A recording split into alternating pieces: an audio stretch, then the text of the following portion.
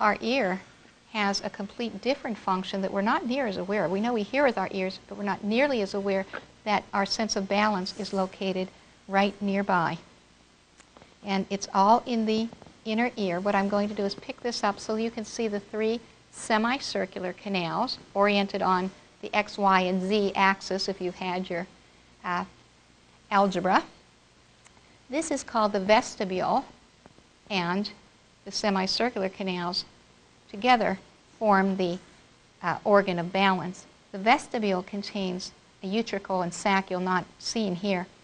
Those are responsible for what we call our static equilibrium, the understanding of the position of our head, whether it's up, down, however it might be. The semicircular canals are responsible for our sense of dynamic equilibrium, the sense that we are moving. And again, because of the flow-through nature of the fluid in the inner ear here, the stimulation of the receptors when you get yourself dizzy, the flow-through of the fluid re-stimulates receptors, giving you the sensation of dizziness. I want to mention what it looks like to look into somebody's ear. Probably as a child, maybe even recently, you've had a doctor or nurse or a health practitioner look into your ear. What do you see?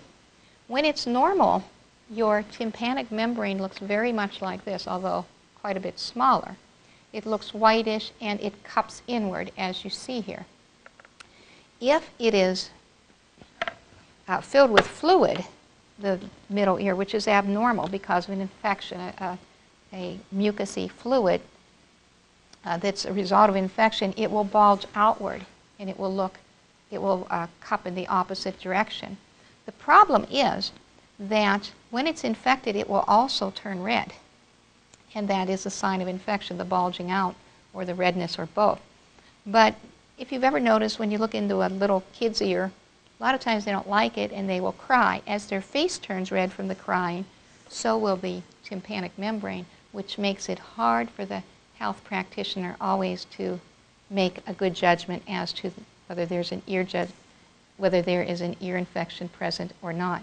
But certainly when it looks like this, white and cupped inward, that's a healthy tympanic membrane. Some of you may have had tubes in your ears, and let me just explain that for you. If you know what a tube in the ear looks like, it looks like about the size of a straight pin, and it's got a little head, but it's got a tube through it.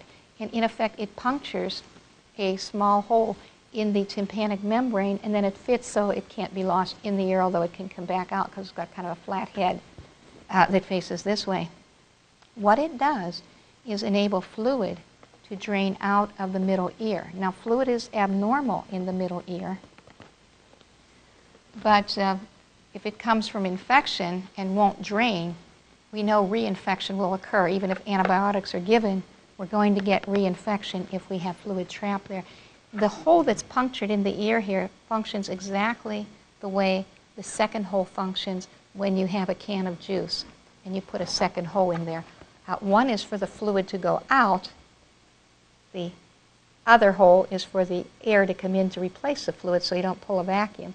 In effect, putting the opening tubes in the ear creates an entrance for air and helps the drainage of fluid. When the fluid drains, infection is much less common.